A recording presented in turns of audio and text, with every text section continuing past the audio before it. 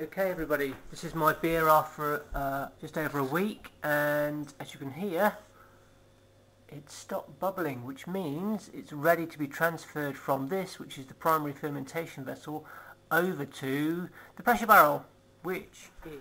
This is the pressure barrel. I filled it with water and added some sterilising tablets, and it's soaking, and I'm going to leave it for half an hour.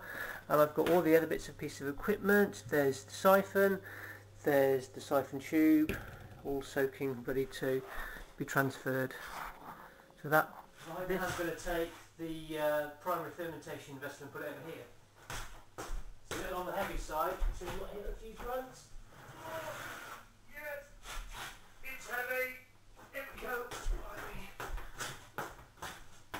Try not to disturb it too much.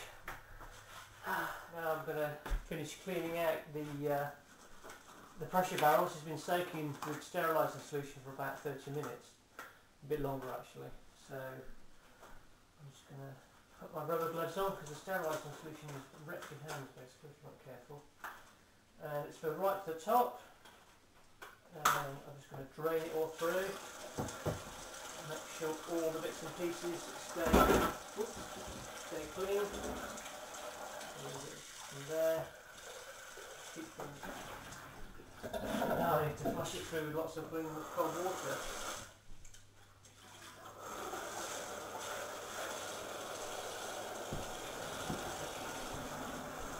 This might take some time.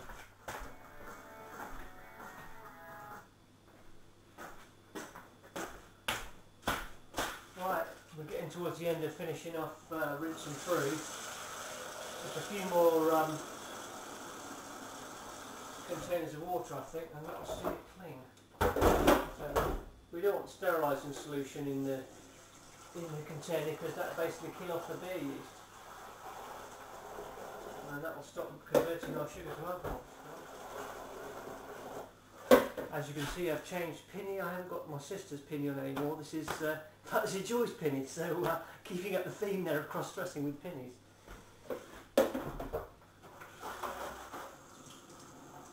This is part of the siphon. This will actually go inside the primary fermentation vessel. This tube goes inside. This bit here goes on the bottom of the tube, so the beer doesn't go straight up, and it will, because if it does, it sucks sediment straight up there. So the beer actually goes down there and then up the tube, and that will stop the sediment going up into the primary fermentation vessel. Neat idea. So this tube attaches onto the end of here. So this goes inside the primary fermentation vessel.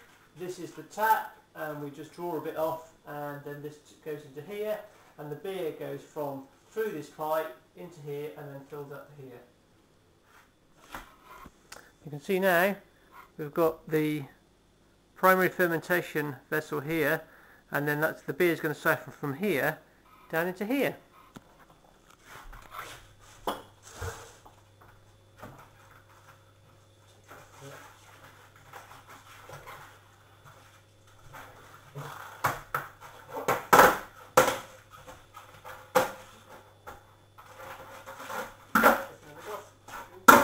Break the lid like I did before.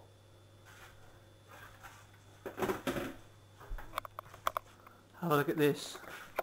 This is the beer after a week. Oh yes, and that smells nice. It smells good. Just saw a bubble there coming up of gas. But that's pretty much finished now. This siphon goes into here. You can see the level of the siphon is down to about here. The sediment you can see at the bottom here. I'm just going to try and test it. That's it. Not very exciting. Now we basically do that, and the whole lot gets siphoned across. Gradually. See that? That's the beer being transferred into here. There we go. The siphon is in there. You can see the beer is coming down. I'm just about to see the level of the siphon there, see? And the beer is coming down the pipe into the pressure barrel. We've finished transferring the beer from the primary fermentation vessel, and here we go. This is what we've got left. This is the sediment, and just a tiny bit of fluid there. You can see that's the remnant, very yeasty smelling, malty smelling in there. That's what's left in the primary fermentation vessel, and you can see how much we've managed to capture. We've managed to get pretty much all of it. That's really pleasing. Now, what I've got here, I've got some dextrose. Well, I'm going to add 2.5 ounces of this, and you can just add normal granulated sugar instead of this stuff. But this is what I've got anyway, so I'm going to add this. I'm just going to weigh out 2.5 ounces.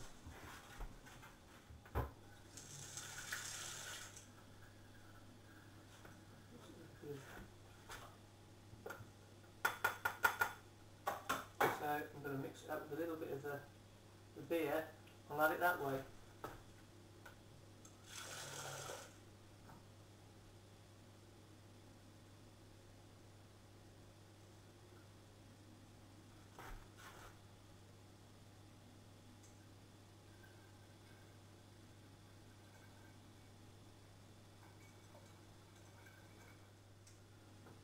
That is that. All we need to do now is add the lid, seal it all up, and that's ready. So now all we have to do is transfer this over to where I normally keep it in the corner of the kitchen, and after a month it'll be ready to drink. So I'm just going to show you where we keep it in the kitchen. So I'm going to leave that there now for 4 weeks, and what's the date today? It's the 21st of February, so another 4 weeks time, say roughly the middle of March, it should be ready. Okay, cheers then.